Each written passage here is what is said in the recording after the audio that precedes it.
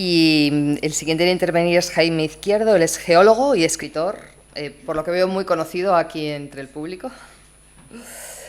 Él es un gran defensor de los valores y la conservación de la vida en el entorno rural y la naturaleza, y es autor, me ha encantado el título, de La ciudad agropolitana y la conservación cultural de la naturaleza, que también me parece muy sugerente. A él le he pedido que nos cuente pues que siempre hay como una vía de escape, ¿no? De cómo podemos escapar a la problemática de la salud que nos genera pues la contaminación, la vida de las ciudades y demás, y que nos hable de cómo sería posible la vida, cómo sería posible y apetecible para regresar al campo. Pues muchas gracias a The Conversation por la invitación, por venir a Avilés, por recordar los tiempos jóvenes en el que hablábamos de zonas de atmósfera contaminada,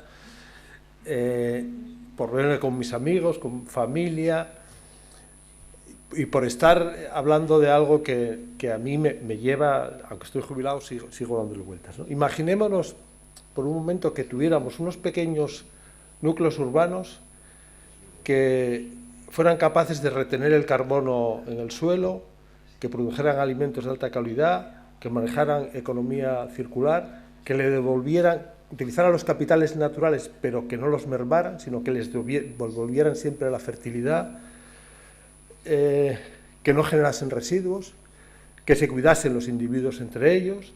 Es decir, imaginaros que tuviésemos ese tipo de ciudad, o ese tipo de núcleo urbano. Pues esos eran las aldeas que despreció el conocimiento industrial y el conocimiento científico vinculado a la industrialización. Por tanto, las teníamos ahí. Es decir, hace mucho tiempo que sabíamos retener el carbono en el suelo y manejar los ciclos de la naturaleza, ¿no? Entre otras cosas porque entonces éramos seres humanos de verdad, éramos seres del humus. El humus es la tierra, y nuestra condición de seres humanos nos hacía formar parte de ese ciclo, ¿no? No voy a ponerme muy animista en ese asunto, pero hay que recordar que fuimos eso, ¿no? Y que nos despistamos, ¿no? En 1711, un fraile de La Riera escribió El arte general de granjerías, que publicó el Museo del Pueblo de Asturias. Pues decía Fray Toribio de Santo Tomás y Pumarada: se reputa el conservar por lo mismo que el producir. Por tanto, lo mismo es estar produciendo una cosa que estarla siempre conservando. Eso se llama ahora desarrollo sostenible. Pero La Riera ya lo sabían en 1711. Es decir, hay un montón de conocimiento que no nos lo explicaron en la universidad.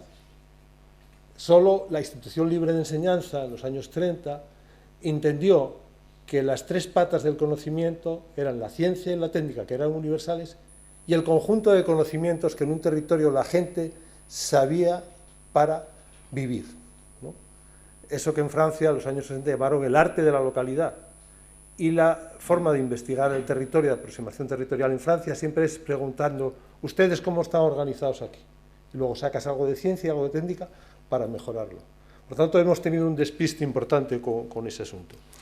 La segunda referencia con la aldea es de Lewis Mumford en 1960, que advierte que la aldea es el gran factor de seguridad de la humanidad. La humanidad todavía tiene que recapacitar sobre eso y evitar su extinción. Y esto está escrito en 1960. Es que la humanidad no ha tomado conciencia. Por tanto, yo, que soy un funcionario diletante y que enredo y que me gusta meterme por sitios complicados, Maribí lo decía, en los años finales del 70, en la cuenca, algunos decíamos que no se podía hacer lo que se estaba haciendo con el río, que no podíamos respirar aquello. Y entonces nos decía: es que la contaminación es inherente al progreso. Si no hay contaminación, no hay progreso, ¿no? Nosotros decíamos que no. Y algunos intentamos eso y ahora parece que funciona. Por eso yo estoy regresando a la aldea. Estoy regresando a la aldea desde el punto de vista conceptual. Tenemos que revisar qué hay en la aldea, qué nos puede servir del pasado campesino para proyectarlo hacia el futuro. En una región que más del 75% del territorio está construido en clave de aldea. La intensificación agraria de los años 50 y 60 solo ocupan Asturias el 10-12%, los paisajes de la leche mentolada que dicen los ecólogos, ¿no? Es decir, eucaliptos y pasto para las vacas, eso solo son el 12%. El resto son territorios que no son naturales, y eso fue probablemente uno de los errores. Eran territorios manejados por una cultura, y sin esa cultura no habrá conservación. Por tanto, debemos volver. Esta mañana estaba pensando qué iba a decir aquí, y estaba viendo un concepto que me gusta mucho, que es biomimesis, es decir, observar qué hace la biología para ver cómo lo puedo actuar. Bueno, pues yo me dedico a la aldeomimesis, ¿no? Es decir, intentar saber cómo podemos volver a la aldea, pero no volver a la aldea. Siempre que digo esto, siempre dicen, no, la miseria de la aldea. Bueno, y la parte brillante de la aldea, ¿por qué no se habla, no? ¿Por qué no hablamos de todo lo que hizo la aldea? O es que la sidra se inventó en un centro tecnológico, o el queso, o el pan. Todo eso se inventó en esos conocimientos de los que hablábamos antes, ¿no?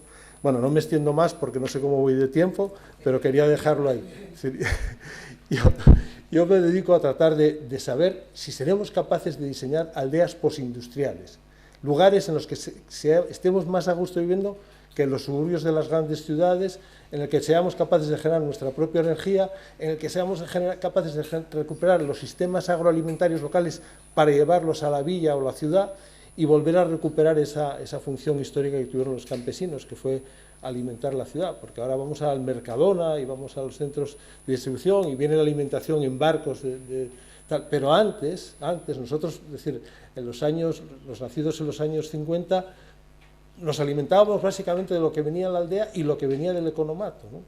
Es decir, ahora tenemos que volver a ese sentido común de una alimentación de proximidad, como se comentó. Bueno, lo dejo ahí, tendremos ocasión en el debate de hablar alguna cosa más. Gracias.